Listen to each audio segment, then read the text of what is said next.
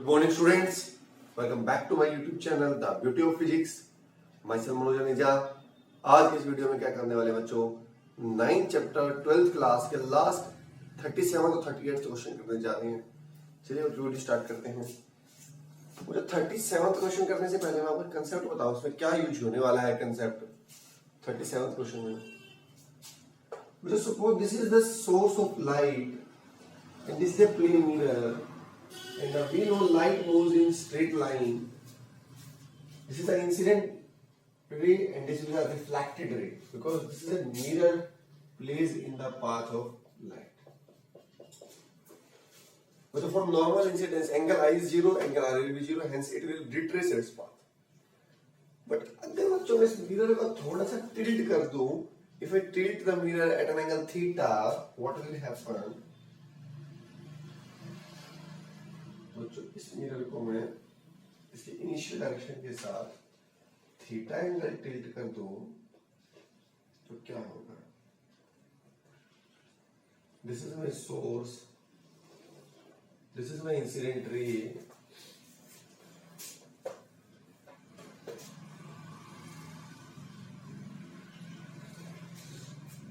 Angle of incidence is which angle? Angle made by incident ray with normal at point of incidence. This is point of incidence. पहले बच्चों this one is theta, तो this one will be 90 minus theta. So still this incident ray is normal to this particular line. मुझे निकालना है angle of incidence. इस point में normal बच्चों ऐसे जाएगा. तो this is normal to this line. It means this angle is 90. तो ये एंगल कितना होगा बच्चों? 90 minus 90 minus theta. That is theta. तो this angle will be theta. और reflected ray कितना एंगल बनाएगी? वो भी theta. This is the reflected ray. So this angle is also theta. तो angle between incident ray and reflected ray कितना जाएगा? Theta plus theta is 2 theta. Theta plus theta is 2 theta. तो when I tilt the mirror by an angle theta ना, जो reflected ray होगी वो 2 theta angle बनाते हुए इंसिडेंट रे के साथ जाएगी. ये कंसेप्ट हमें यूज करना है बच्चों इसमें. आगे तो कुछ भी नहीं है. क्वेश्चन में पढ़ता हूँ. अब मैं क्वेश्चन पढ़ने जा रहा हूँ. आई होप आपको कंसेप्ट समझ आ गया होगा क्या कंसेप्ट यूज करने वाले हैं इस क्वेश्चन में.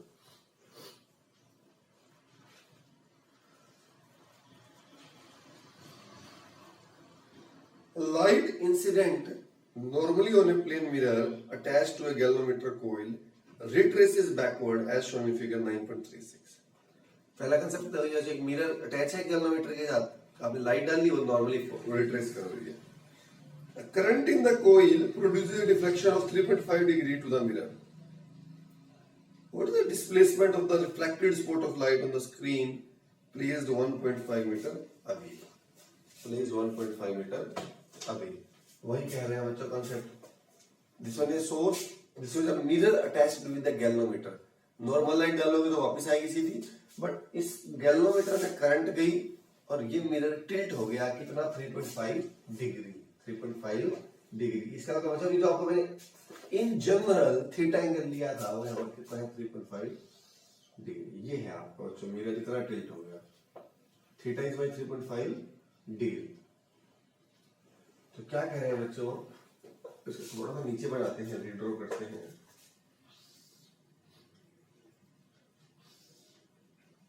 This one is my theta, this one is my theta. जब बच्चों मैं इस पर डाल रहा हूं अगेन उसी सोर्स से light,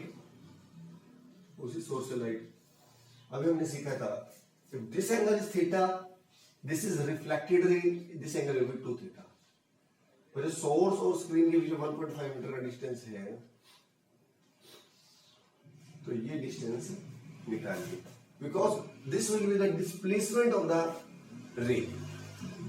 this is incident ray, this is reflect, this is the displacement. तो ये डी मुझे निकालना है. ये मेरा क्वेश्चन. मुझे थीटा इज 3.5 डिग्री, तो 2 थीटा कितना हो जाएगा बच्चों? 2 into 3.5 मतलब 7 डिग्री. और डिग्री को चेंज करेंगे रेडियन में। तो बच्चों हमें बताया when theta is small tan theta is approximate theta, तो यहाँ tan थीटा बताते हैं परपेंडिकुलर अपॉन बेस। गलत कर दिया बच्चों, perpendicular upon base 1.5।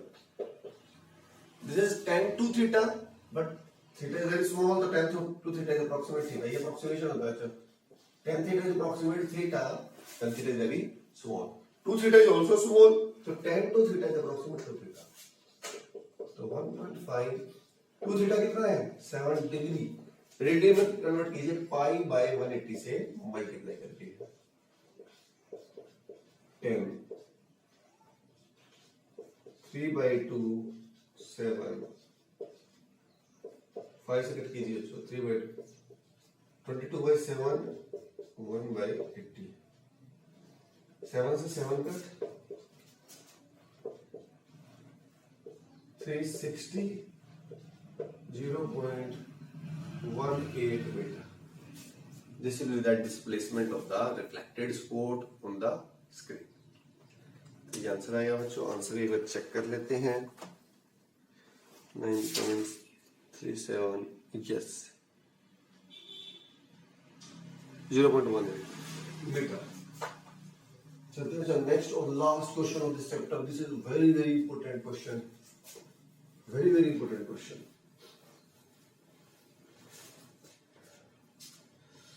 Last question of this chapter, हमारा चैप्टर हो जाएगा बच्चों डन.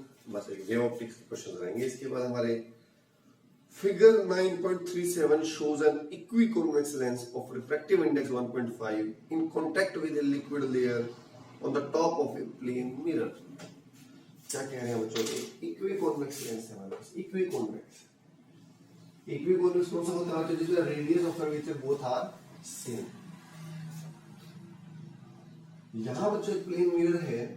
प्लेन मिरर की रेडियस ऑफ कर्वेचर इंफिनिटी होती है और इनके बीच में एक लिक्विड भरा हुआ है.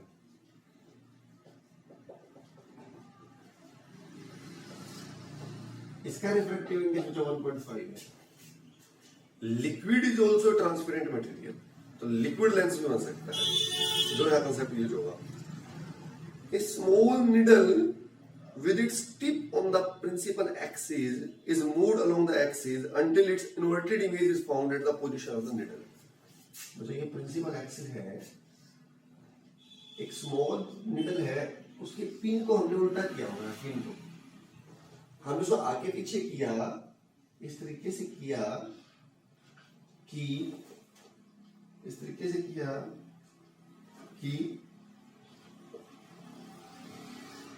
इसकी इन्वर्टेड इमेज वहीं पर बन गई जहां पर ऑब्जेक्ट था. PQ P dash Q dash वहीं पर बन गई जहां पर ऑब्जेक्ट था. Inverted image. अब कंसेप्ट क्या है बच्चों? Distance of needle from the lens is measured to be 45 centimetre. ये डिस्टेंस आपको 45 मिलता. पहली बात, लिक्विड इज रिमूव्ड. अब लिक्विड हटा दिया, फिर एक्सपेरिमेंट रिपीट हुआ. New distance is measured to be 30. What is the refractive index of the liquid? Liquid का क्या है रिफ्रैक्टिव इंडेक्स? बच्चों पहले इसको डिस्कस करते हैं. क्या हो रहा है यहां? बेसिकली आपका कंसेप्ट क्या होता है बच्चों? अगर आपको ये पता है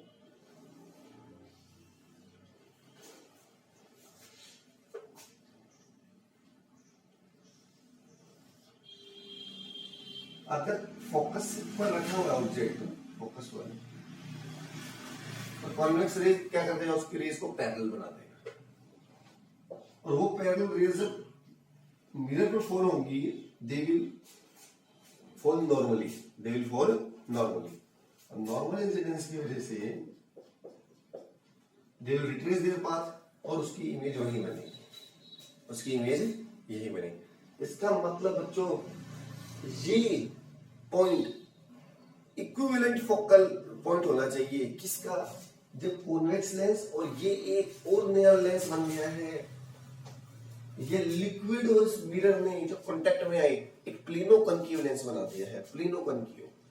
हमने सीखा था ना this one plano concave lens.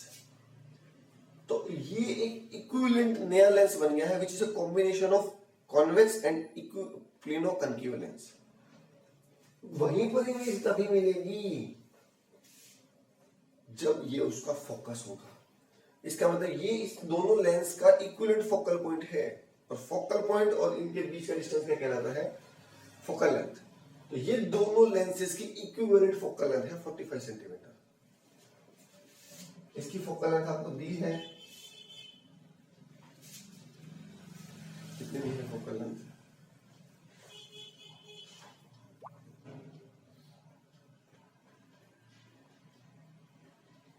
A small needle, wait, इसके फोकल लेंथ नहीं दी है, इनडायरेक्टली दी है। अब बच्चों ने ये भी कहा था, अब लिक्विड हटा दिया, अब केवल कॉन्वेक्स लेंस यूज किया।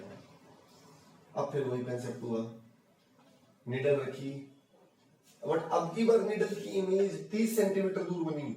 अब की बार केवल लेंस काम करेगा, लिक्विड हटा दिया है, तो जो लेंथ आएगी, जो पॉइंट आएगा, वो लेंस का फोकस आएगा। और ये लेंथ कितनी है? 30। कॉन्वेक्स लेंस की फोकल लेंथ f1 कितनी है बच्चों? 30। f2 कौन सा लेंस है?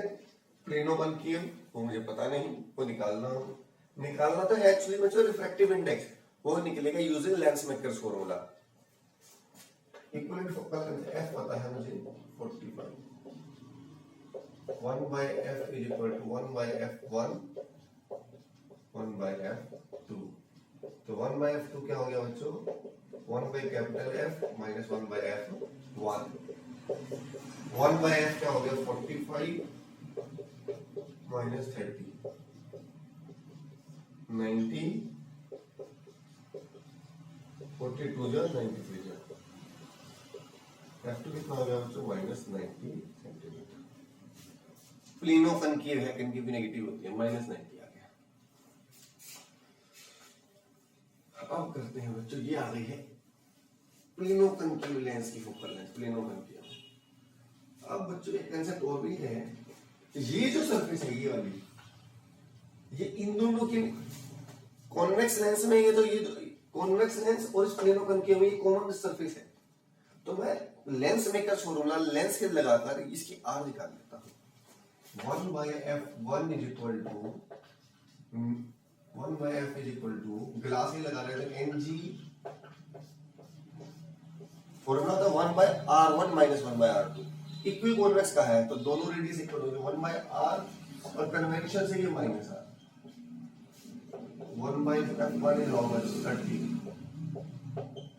1.5 minus 1, this is 2 by r cross कर लो बच्चों, 0.5 into 2 is 1, 30 सेंटीमीटर। r कितनी आ गई बच्चों? 30 सेंटीमीटर। अब इस लेंस के लिए लगाते हैं प्लेनो कनकेव के लिए बच्चों, r1 is my r minus r and r2 is my infinity। तो 1 by f2 is equal to, इसका रिफ्रैक्टिव इंडेक्स जो मुझे निकालना है nl minus 1 by r1 minus 1 by r2। f2 ये निकालना है बच्चों, यही काम किया था पहले, ये मुझे निकालना है 1 by 30 minus 1 by infinity। 1 by infinity is 0, 1 by infinity is 0। तो nl minus 1 minus 30 minus minus 3 3 जा, तो nl minus 1 is equal to 1 by 3। तो nl is equal to 1 by 3 plus 1 4 by 3। तो 4 by 3 is the refractive index of the liquid in contact with the convex lens। आज video में पूरा chapter खत्म कर दिया है, नेक्स्ट वे ऑप्टिक्स लाएंगे। Thank you so much.